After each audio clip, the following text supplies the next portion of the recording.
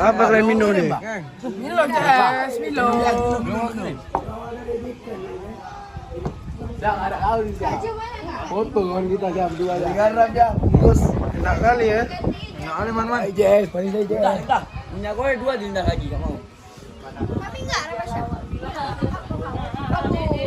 Oh guys. Ya, ada kata-kata kalian. Kata kami. Kata-kata. Jadi guys, kami hari ini ada di Takengon di Kota Dingin.